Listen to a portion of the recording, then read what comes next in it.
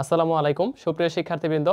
বৃত্ত চ্যাপ্টারের খুবই সুন্দর একটা কনসেপ্ট, যেই কনসেপ্টটা এবার সিকের 23-24 আসছে সাধারণ জ্যা থেকে, তবে সাধারণ জ্যায়ের দৈর্ঘ্য বের করতে বলছে। আমরা নর্মালি সাধারণ জ্যা বের করতে বলি, যেটা এবার সিইউ 23-24 আসছে যে সাধারণ জ্যায়ের সমীকরণ কত, দুইটা বৃত্ত বিয়োগ করে দিলেই হয়।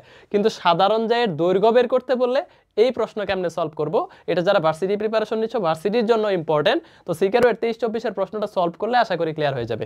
তো দেখো এইখানে যে প্রশ্নটা মেইনলি আমাদেরকে দিছে, একটু খেয়াল করো যে বলছে যে এখানে হচ্ছে আমাদের একটু দেখো যে আমাদেরকে বলছে দুইটা বৃত্ত দেওয়া আছে, একটা হচ্ছে x² + y² + 2x + 4y = 0, আরেকটা বৃত্ত দেওয়া আছে যে হচ্ছে x² + y² + 3x + 5y + 2 = 0।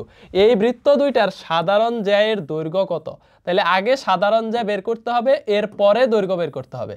সাধারণ জ্যায়ের দৈর্ঘ্য বের করার ক্ষেত্রে খেয়াল করো, আগে সাধারণ জ্যা বের করতে হবে, পরে হচ্ছে আমাদের দৈর্ঘ্য বের করতে হবে। তাহলে সাধারণ জ্যা বের করতে হবে, এই সাধারণ জ্যায়ের প্রশ্নটা কিন্তু সিইউ 23-24 আসছে।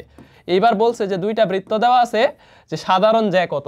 তাহলে সাধারণ জ্যা কিভাবে বের করতে পারি দেখো তো। আমরা যদি এখানে বলি সাধারণ জ্যা কিভাবে বের করে, নরমাল দুইটা বৃত্ত বিয়োগ করে দিলেই হয়। তাহলে দেখো ফার্স্ট বৃত্ত থেকে সেকেন্ড বৃত্তটা মাইনাস করে দাও। দেখো এখান থেকে যদি 2x থেকে তুমি 3x মাইনাস করো তাহলে হচ্ছে +x হয়, x² y² কাটা যাবে, সমস্যা নাই।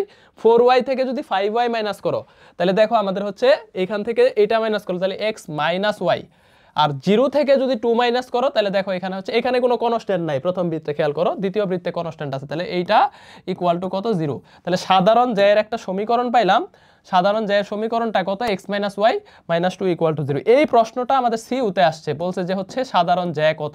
তাহলে সিইউতে যেটা আসছে এইটার অ্যান্সার এই পর্যন্তই শেষ। বাট সাধারণ জ্যায়ের দৈর্ঘ্য বের করবো, আমি এখানে একটা চিত্র দিয়েছি, দেখো যে এইটা একটা সার্কেল, এটা একটা সার্কেল।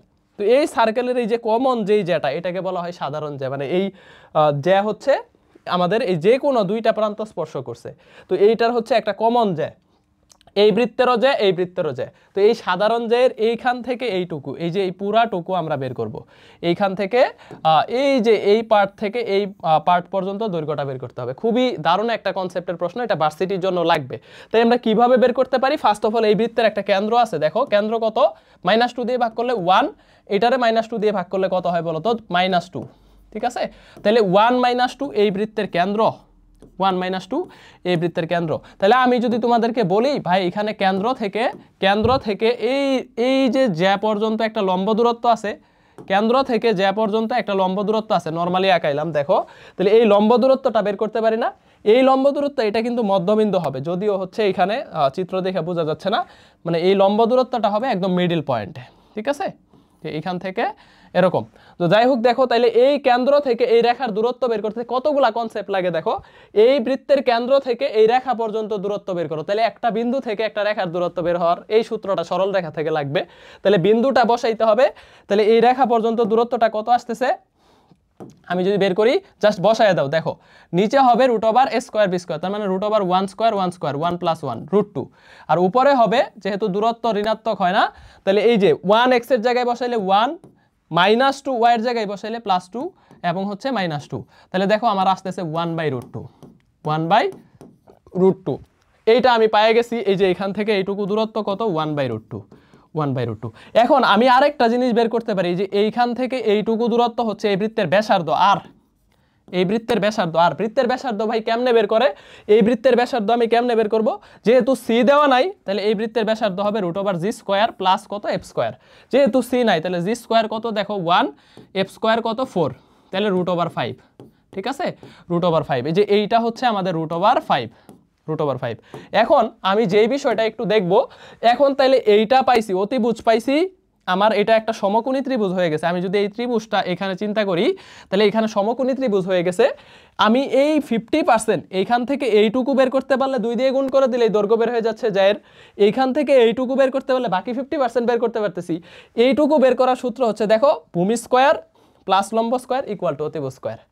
ঠিক আছে, তাহলে এইটুকু যদি তুমি যে কোনো এখানে BC ধরে নিতে পারো, তাহলে এইটুকুর ভ্যালু আমি যদি এখানে ধরো, তুমি এখানে ধরলাম B, এখানে এটার ধরলাম C, তাহলে এই BC টুকু বের করার ক্ষেত্রে আমার অতিভুজ স্কয়ার মাইনাস হচ্ছে কত হবে বলো তো, ভূমি স্কয়ার। এটা লম্ব, তাহলে এটা যদি লম্ব হয় তাহলে আমি অতিভুজ স্কয়ার মাইনাস কি করব, ভূমি স্কয়ার করে দিব।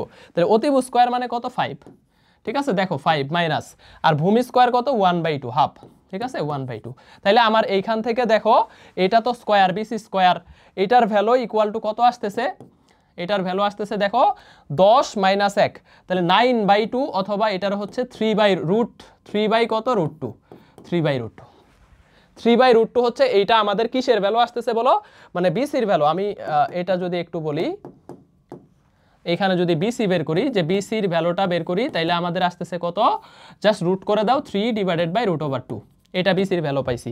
এখন আমার কথা হইতেছে যে আমাকে বলছে এই পুরা জায়ের দৈর্ঘ্য আমরা 50% যদি হচ্ছে 3/√2 হয়, এটা 2 দিয়ে গুণ করে দিব, তাহলে 2√3 হবে। তাহলে অ্যান্সার কত হবে, এই যে এই নাম্বারটা, সরি এটা হবে √2/3, সরি এটার 2 দিয়ে গুণ করে দিব, তাহলে আমাদের জায়ের দৈর্ঘ্য, হ্যাঁ জায়ের দৈর্ঘ্য এইটা যদি আমি এখন বের করতে চাই, তাহলে জাস্ট 2 দিয়ে গুণ করে দিব, 2 ইন্টু 3/√2, এই √2 দিয়ে এই 2কে কাটলে একটা √2 হয়, তাহলে অ্যান্সার হবে 3√2।